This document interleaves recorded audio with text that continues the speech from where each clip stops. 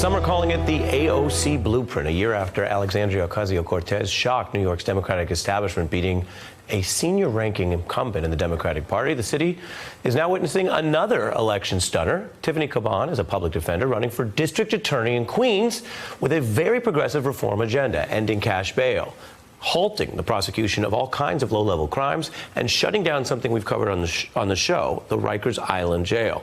Now, this is a very big deal. Queens has often had a conservative approach to criminal justice. A council member recently slammed it as, quote, the misdemeanor incarceration capital. Now, here's why many politicos are buzzing. Caban has an 1,100 vote lead in this primary, which means with votes still being counted, she is on pace to potentially be the new DA. Now, before the primary, Caban got a very high-profile endorsement in this contested primary from AOC. If you don't know, you're about to know. Tiffany Caban is going to be our next We're going to end cash bail. We're going to make sure we stop locking people up for marijuana, and Tiffany's going to be the one to do it. Joining us for a Beat exclusive is Tiffany Caban. Thanks for being here. Thank you for having me, Ari. Were you surprised? You know, we knew that we had a really, really good shot. I mean, 6 months ago, if you had asked me that, I would have said absolutely, no way. I'm a career public defender, and so when I jumped into this race, it was literally, me and three other women sitting at a table saying, we are going to try to change the system. We're going to try to change the conversation, move people to center the experiences of, my clients and the communities that have been, disparately impacted by our justice system. But it changed very, very quickly. We built probably one of the biggest, most diverse, most beautiful, strongest coalitions that any borough-wide race has ever seen. And so we thought we had a really, really good shot going into Election Day, especially because of our massive field operation. We've seen some upsets in DA races around the country. DAs, police chiefs, and even mayors, as there's been, obviously before the Trump era, a real debate about criminal justice and policing in this country. When people hear that you want to be a DA who prosecutes crime less, some people hear that and think, well, wait, isn't that your new job?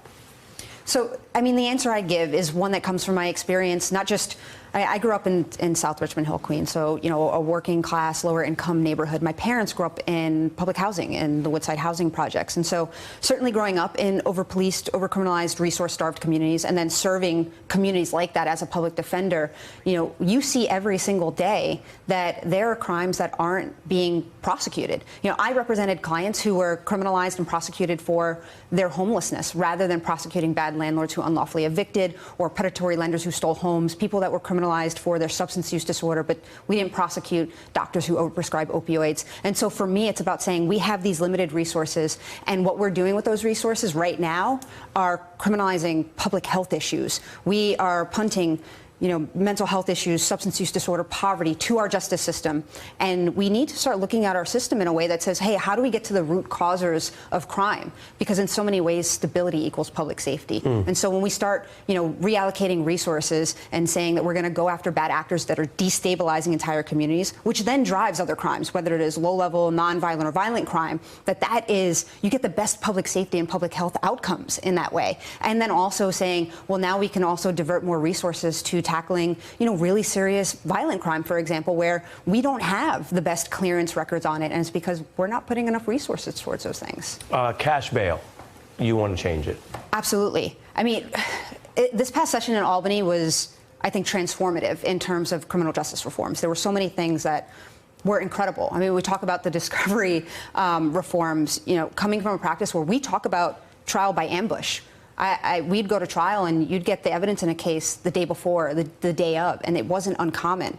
But one place where we didn't go far enough was ending cash bail entirely. So right now, what's going to go into effect in January is essentially partially ending cash bail. So ending cash bail for low-level and nonviolent offenses. But this is what I think about it, right? You can't have two systems of justice. You can't have one that says that if you are charged with a nonviolent or a low-level offense, and whether you are poor or you are wealthy, you get to be released and you fight your case from the outside. But if you are charged with a violent crime, if you're poor, you end up on Rikers Island. But if you're wealthy, you get to buy your constitutional right to the presumption of innocence. And that's not right. And then I want to ask you nationally, the Democratic Party is going through these huge shifts.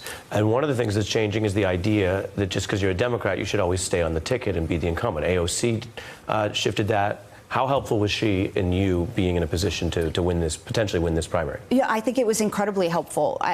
We had a lot of help from, again, a really large coalition. So certainly AOC, the Working Families Party, DSA, groups that have been on the ground doing the work, like Make the Road and Vocal. But for me, you know, when you're running a grassroots campaign, right, you're not backed by the county machine. You don't have the $1 million in the bank. You don't have the consultants. This is all people powered. How many other members of Congress endorsed you?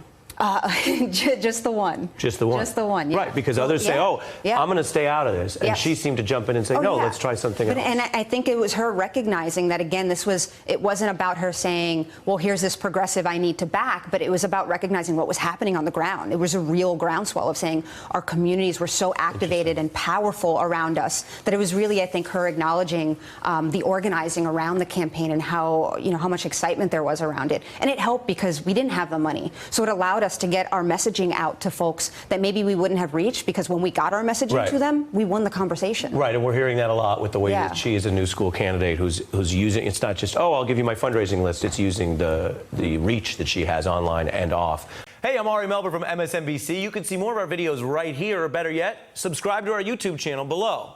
You could have been anywhere in the world, but you're here with us, and we appreciate that.